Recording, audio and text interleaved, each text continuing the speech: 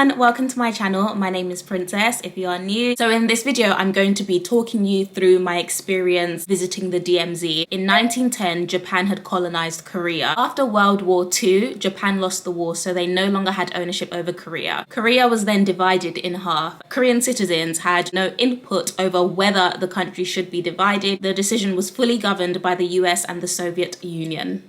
So the country was divided, and that's why I'm sure everyone knows we now have South Korea and North Korea. The US governed South Korea. That's why South Korea has a pretty good relationship with the US, right? And the Soviet Union governed North Korea. The US and the Soviet forces both claimed to have good intentions to help create a unified Korea. However, this vision of a unified Korea quickly became blurred when both sides couldn't decide on a system of governance. So they couldn't decide whether Korea should be a capitalist democracy or a communist state. This created a lot of tension, which led to the Korean War in 1950. After 1953, when the Korean War ended, the split between North and South Korea formally became known as the DMZ, or the Korean Demilitarized Zone. In 1993, Bill Clinton referred to the DMZ as one of the scariest places on earth. In addition, the DMZ is also widely known as one of the most dangerous borders. It is one of the most heavily militarized borders on earth. Because of that, it's nearly impossible to cross. People have attempted to cross the border, and some have succeeded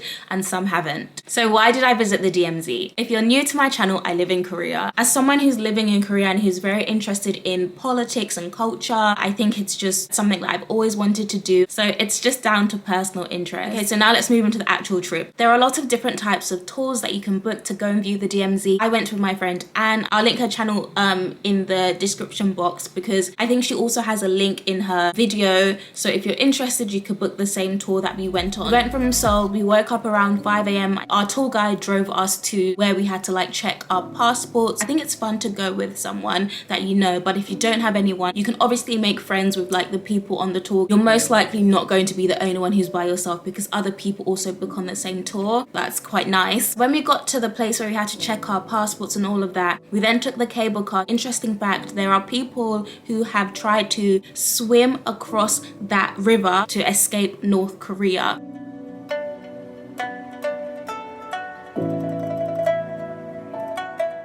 First thing you see when you step in, Whitney Houston and Michael Jackson. Got to the other side and there was a museum there. Just gives you some facts about Korea after the war.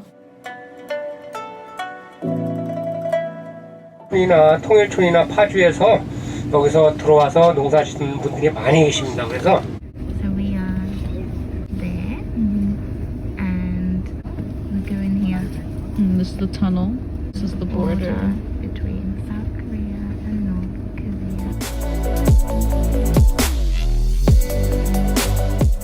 We had to stop at a checkpoint where soldiers came onto our bus and checked our passport. We weren't allowed to take pictures of the soldiers or anything like that. When we got to our destination, we watched a very short video about South Korea and North Korea.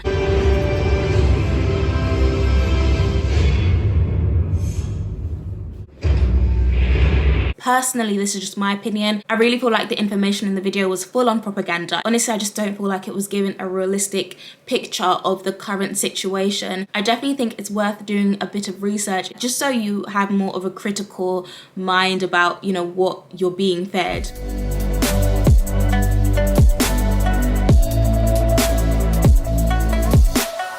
After, we went into a tunnel built by North Korea. At this point, you would usually be allowed to see some of the North Korean soldiers. Because of the pandemic, we weren't allowed to meet North Korean soldiers, but usually you're able to meet and take a picture with them, which to me is very exciting. I know some people think, wow, do I want to do that? But honestly, we're about to look at North Korea through the binoculars. We just went through this tunnel that North Korea created a long time ago, but we couldn't take our cameras or anything. Very, very much discreet.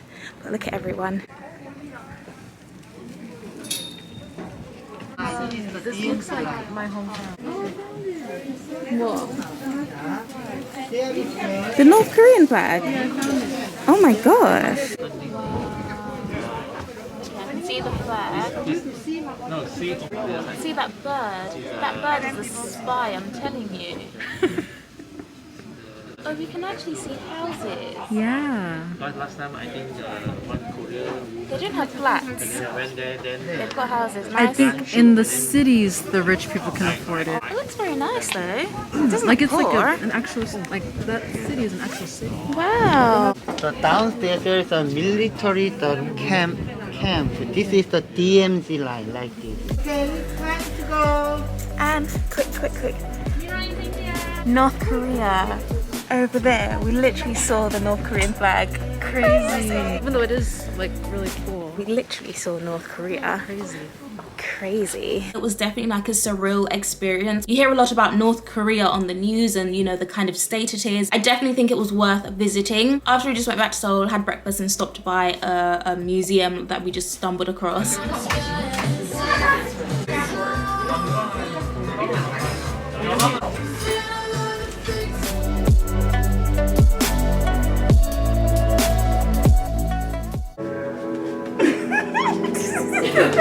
No, yours is not showing properly. You have to go on the other side. Wait, it's not working. That is so funny.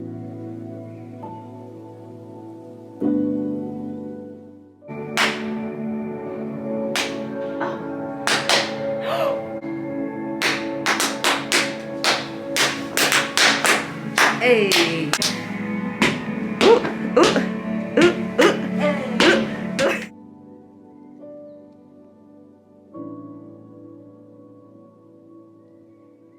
Take care, everyone. Bye.